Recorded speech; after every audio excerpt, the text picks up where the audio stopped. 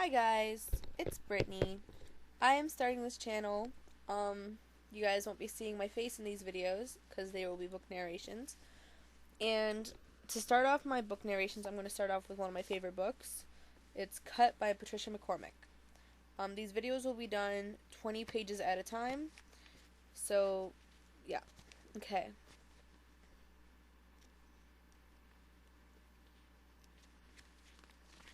Part 1.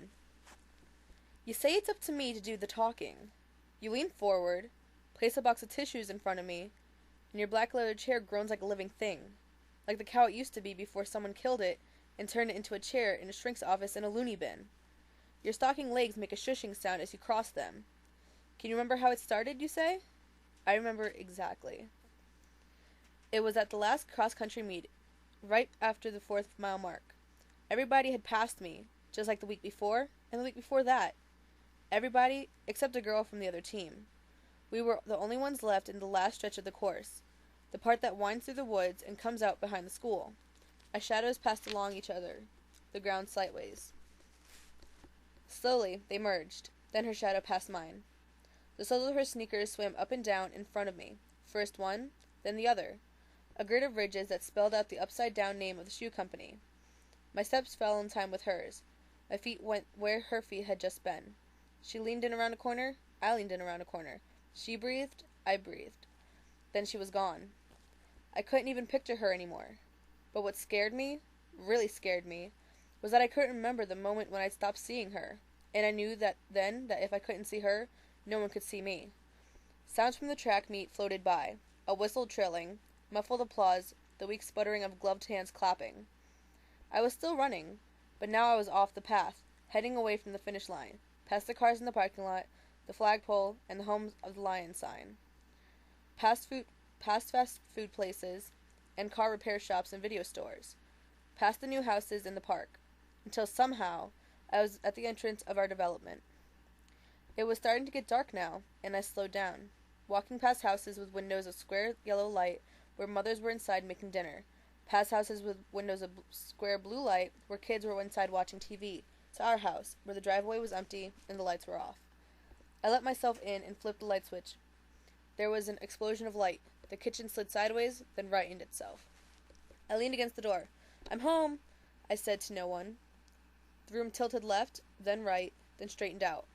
I grabbed hold of the edge of the dinner table and tried to remember if we stopped eating there because it was piled with junk, or if it was piled with junk because we'd stopped eating there.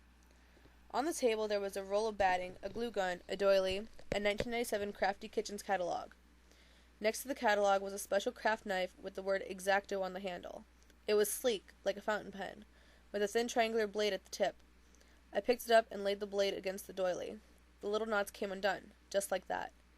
I touched the blade to a piece of ribbon draped across the table and pressed, ever so slightly. The ribbon unfurled into 2 pieces and slipped to the floor without a sound. Then I placed the blade next to the skin on my palm. A tingle arced across my scalp. The floor tipped up at me, and my body spiraled away. Then I was on the ceiling, looking down, waiting to see what would happen next. What happened next was that a perfect, straight line of blood bloomed from under the edge of the blade. The line grew into a long, fat bubble, a lush crimson bubble that got bigger and bigger. I watched from above, waiting to see how big it would get before it burst. When it did, I felt awesome, satisfied, finally, then exhausted. I don't tell you any of this, though. I don't say anything. I just hug my elbows to my sides. My mind is a video on fast forward. A video with no soundtrack. And finally you sigh and stand up and say, "That's all we have time for today." Twice a day we have group therapy, according to the brochure they gave you in the admissions office, is the keystone of the treatment facility. Here at Sick Minds, the real name of the place is Sea Pines, even though there is a sea and there are no pines. My roommate, Sydney, who has a nickname for everything, calls it Sick Minds. Her nickname for me is ST, for silent treatment. We, by the way, are called guests. Our problems are called issues. Most of the girls are anorexic. They're called guests with food issues. Some are druggies. They're called guests with substance abuse issues. The rest, like me, are assorted psychos. We're called guests with behavioral issues. The nurses are called attendants, and the place is called a residential treatment facility. It is not called a loony bin. There aren't assigned seats in group, but people tend to sit accordingly to issues. The food issue guests, Tara, a really skinny girl who has to wear a baseball cap to cover a bald spot where her hair fell out, and Becca, another really skinny girl who wears white little girl tights that pull around her ankles, and who came here straight from a hospital after she had a heart attack, and Debbie, a really, really overweight girl, who says she's been here the longest, sits in a cluster of orange plastic chairs next to Claire, the group leader. The substance abuse guests, Sydney, who says she's addicted to every drug she's ever tried, and Tiffany, who seems normal but is here instead of going to jail for smoking crack, sit together on the other side of Claire's chair. I sit by myself. I pick the chair the farthest from Claire and the closest to the window, which they never open, even though it's always about 100 degrees in here. Today, when Claire invites someone to start off, I decide to work on memorizing the order of the cars in the parking lot. Brown, white, blue, beige. Brown, white, blue, beige. All right, ladies, says Claire. Who wants to go first? Claire makes a little tent with her fingers and waits. I lean back in my usual spot in the circle, out of line of her vision. Tara tugs on her hair. Debbie smooths her sweatshirt over her stomach, and Becca slides off the chair and sits at the carpet at Debbie's feet, her legs tucked underneath her, Girl Scout style. No one answers. Debbie cracks her weight control gum. Tiffany, who for some reason wears a purse strapped across her chest at all times, fiddles with the latch. "Aw, come on," Claire says. "Yesterday was visiting day. Surely someone has something to say about that." I add new cars to my list. Brown, white, blue, beige, green, red. Brown, white, blue, beige, green, red. Okay. Debbie says this like everyone else is begging her to talk. I might as well go first. There's scattered squirming. Tiffany rolls her eyes. Tara, who's so weak from not eating that she dozes off a lot during group, leans her head against the wall. Her eyes droop shut. "It was terrible," Debbie says. "Not for me. But poor Becca." She gives Becca's thin shoulder a gentle squeeze. "Wait till I tell you what—" Tiffany sighs and her enormous chest rises and falls. "Not for you, Debbie? Then how come I saw you at the nurse's office desk last night begging for an escort to the vending machine?" Debbie turns red. "How come you're always so willing to talk about everyone else's problems?" Tiffany says. "What about yours? What happened at your visit, Debbie?" Debbie regards her. "Nothing really." "Really?" Tiffany says, not unkindly. "Really," says Debbie. "That's crap," says Tiffany. Little drops of spit fly out of her mouth. For Debbie, this is a swear. She hates when people swear. The temperature goes up about 110 degrees. "Debbie," Claire says gravely, "how do you feel about what Tiffany is saying?" Debbie shrugs. "I don't care." Sydney points a shaking finger in Debbie's direction. "You do so," she says. "You're pissed. Why don't you admit it, Debbie?" Everyone waits. "Well, I'd rather that she didn't swear," Debbie addresses this comment to Claire. "Why don't you look at me?" Tiffany says. "Why don't you say, 'Tiffany, I don't like it when you say crap. Could you please watch your goddamn mouth?'" Tara giggles. Sydney tries not to. Debbie's mouth stretches into a tight smile. Then her chin starts to quiver. I wipe my palms on my jeans. "I know you all hate me because I'm not like the rest of you," she says. The effort of trying not to cry is making her face very red. "I don't hate you," Becca says, craning her neck up toward Debbie. "I don't know about the rest of you, but I want to graduate," Debbie says. "I don't want to just sit around here listening to people complain about their rotten childhoods." Tiffany lifts her palms to the ceiling, charade for, "I give up." "Anyone else care to comment?" Claire says. I hold very still. Claire's a hawk for body language. Biting your nails means you want to talk. Leaning forward means you want to talk. Leaning back means you want to talk. I don't move. Sydney clears her throat. "I don't care if we talk about my visit," she says. People exhale. My mom keeps spritzing her mouth with Bianca, but she'd had a couple of pops before she got here. My dad kept checking his watch and making calls on his cell phone, and my sister sat there doing her math homework. The formula for converting Fahrenheit into Celsius enters my head uninvited. I try to calculate what 110 degrees Fahrenheit equals in Celsius. For my family, Sydney taps the end of a pen, flicking an imaginary ash off the imaginary cigarette. That's quality time. People laugh a little too hard. "How'd you feel when they were there?" Claire says. "Fine." The smile on Sydney's face wilts slightly. "I mean, it's just like home." This is a joke. No one laughs. Sydney surveys the group. "Look, I have a strategy. Why expect anything? If you don't expect anything, you don't get disappointed." Tara raises her hand. "Were you?" Sydney doesn't understand. "Was I what?" "Disappointed." Sydney still looks lost. "I mean, I hope you don't take this the wrong way," Tara says, "but a minute ago you accused Debbie of pretending not to be pissed. Well, I think maybe you're pissed. At your mom, and your dad, and your sister." Tara sinks back in her chair. She's getting tired of talking. "I'm not mad at my sister," Sydney says. "It's not her fault. I mean, how'd you like to spend your Saturday afternoon with a bunch of freaks?" She claps a hand over her mouth. No offense or anything. I mean, we spend all our time with freaks, but that's different. We are freaks. A couple of people laugh. Sydney goes on. I don't care about my mom. I mean, what do you expect? That she'd wait until she got out of here for happy hour? Yeah, right. But my dad? I unfold and refold my arms across my chest. Bad move. Claire notices. Luckily, Sydney keeps talking. I don't know. He's not very good at stuff like this. Sydney wrings the hem of her sweater. Her hands are really shaky now. She laughs, sort of. Then, without no warning, she's crying. I'm not pissed, she says. I'm just, I don't know, disappointed? I squeeze my arms to my chest and feel embarrassed for Sydney. The way I used to in grade school when somebody wet their pants. I hate group. People always end up saying things that make them look pathetic. At least they came, says Tiffany. My dad didn't even show. Something else comes into mind uninvited. It's an image of a dad walking up the sidewalk on visiting day. His hands stuffed in his jacket, his head tucked down against the wind. I tap on the window in the reception room. He glances up, and I see that he has glasses and a red face. He's not my dad at all. He's someone else's dad. I go back to memorizing the cars in the parking lot. How do you feel about that? Claire says to Tiffany. Screw him. That's how I feel. I cross and recross my arms. Claire pounces. Callie! At the sound of my name, the heat closes in on me. I squint my eyes like I'm trying to make out something totally fascinating in the parking lot and think, brown, white, blue, beige. I lose my place and have to start again. Callie! Claire's not giving up. Do you want to tell us about your visit yesterday? There's a fly caught between the window and the screen. He seems sort of surprised each time he bangs into the glass. But he just staggers away, then rams into the glass again. Callie? I pull a curtain of hair down in front of my eyes and wait. After a while, someone from the other side of the circle starts talking. I can't really make out what she's saying, though. All I hear is the zzz, zzz of the fly banging into the window. There's a burst of chatter as everyone files out of group. I hang behind the other girls, then go down the hall to check the chalkboard next to the attendance desk. On the board is a list of everyone's names and the treatments they go for after group. Tiffany goes to anger management, Tara goes to relaxation therapy, Sydney and Tiffany also go to the infirmary for urine tests to make sure they aren't taking anything. Becca, Tara, and Debbie go too, to make sure they are taking things. Vitamins and food supplements for Tara and Becca, heart medicine for Becca, Prozac for Debbie. After that, Debbie goes to an exercise room where a trainer puts her on the treadmill. Tara and Becca get taken on a slow walk around the grounds to make sure they don't go on the treadmill. There's nothing on the board next to my name. I don't get taken anywhere. I duck around the corner before anyone can see me checking the board. Because the other day I overheard Debbie, who spends a lot of time hanging around the attendance desk, telling Becca that people at the sick minds were trying to figure out what to do with me.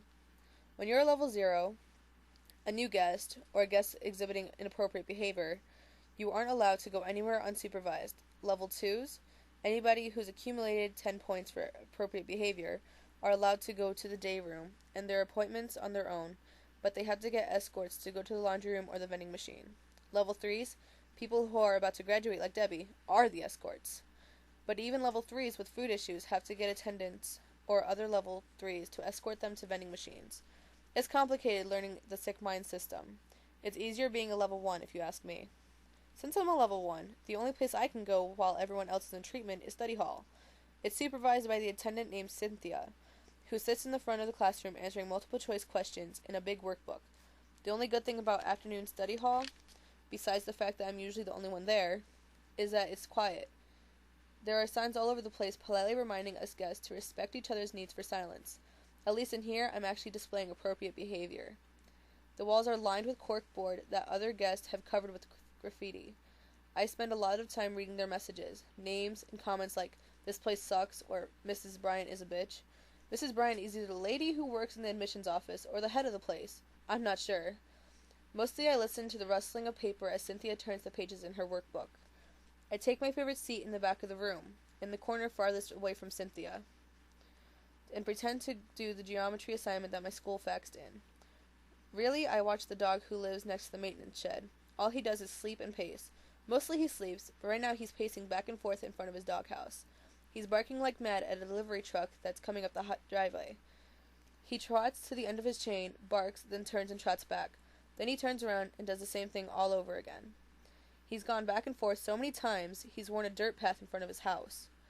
I sit there watching the dust fly as he paces back and forth, while nobody pays attention to him. After a while, I get up and move to a desk facing the wall. Ruth, a level 3 from another group, arrives at the door, on time as always, to escort me to individual. Ruth is this very shy girl with bad skin and a way of ducking her chin inside her turtleneck. She just appears at the door every day at the same time, waiting for me to notice her. She looks so uncomfortable with her chin jammed into her chest and her hands shoved into her pockets that I always just get up and go with her. The truth is, I don't mind being escorted by Ruth. I sort of like listening to our sneakers squeak around the hallway and not worrying that Ruth is going to try to make me talk. And I have a feeling that maybe Ruth doesn't mind escorting me either. Because when we get to the waiting area outside your office, sometimes she hangs around a while, even though technically she doesn't have to. After she goes, it's just me and the little white plastic UFO on the floor outside your office. Mrs. Bryant, who gave me my tour on the first day, and who I've never seen since, said the UFO, which looks like a plastic party hat with a motor inside, is called a white noise machine. She said all the therapists have them outside their doors, so people in the hall can't hear what the guests inside are saying. The UFOs don't, however, drown out the yelling or the crying.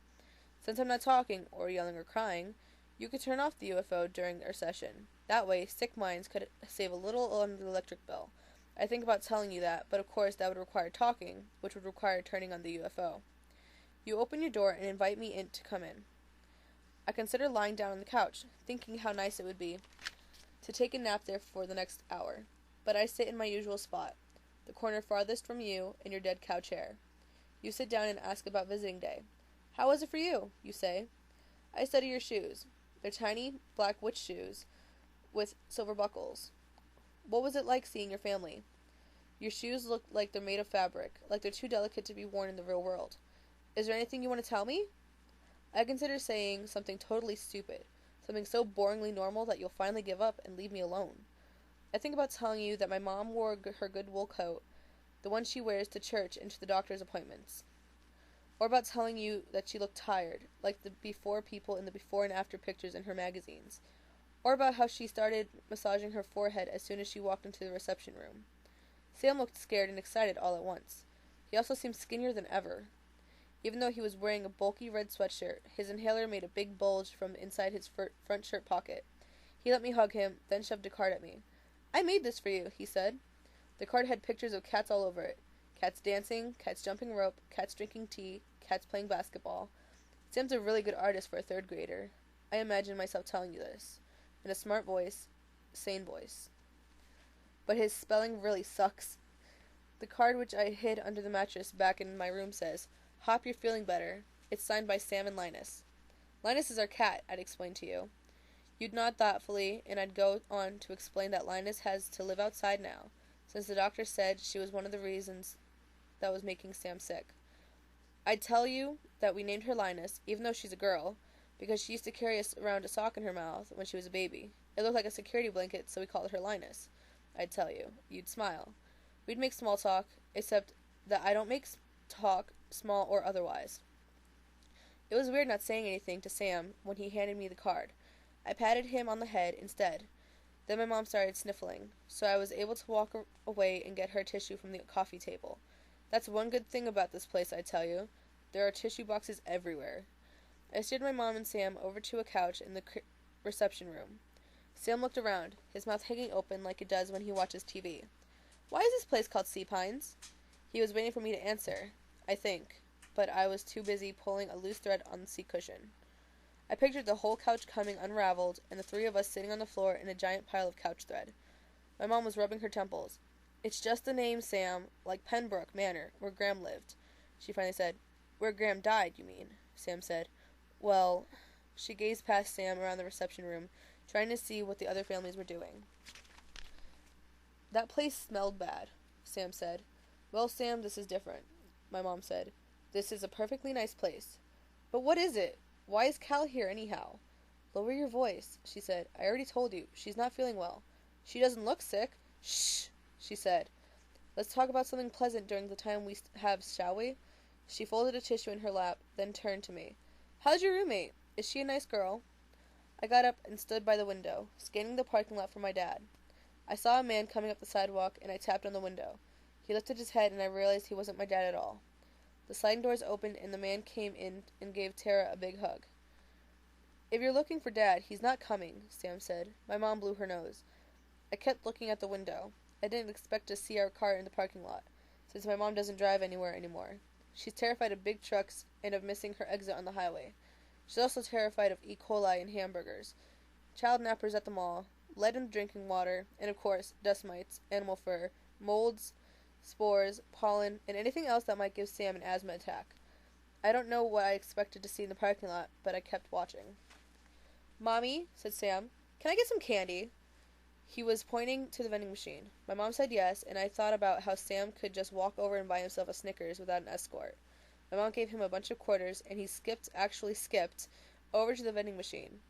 "Daddy's putting in some extra hours," my mom whispered when Sam was out of earshot. "He's trying to make a little extra money."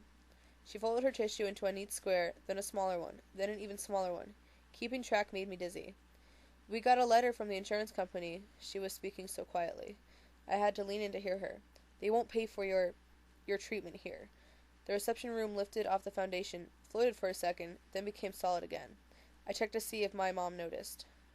"They say they won't be able to pay because this thing you do, cutting yourself. They said it's self-inflicted. They don't cover things that are self-inflicted." The room hovered in the air again, then the floor slid away, and I was on the ceiling looking down at a play. The character who was my mom was still talking. The one who was me was fiddling with a piece of thread from the couch. Off stage, a Snickers bar clattered down the insides of a vending machine. I tried to concentrate on what the mother was saying. Something about seeing friends at the mall. "I told them you were under the weather," she said. The tissue, now a tiny, tiny square, wobbled in and out of focus.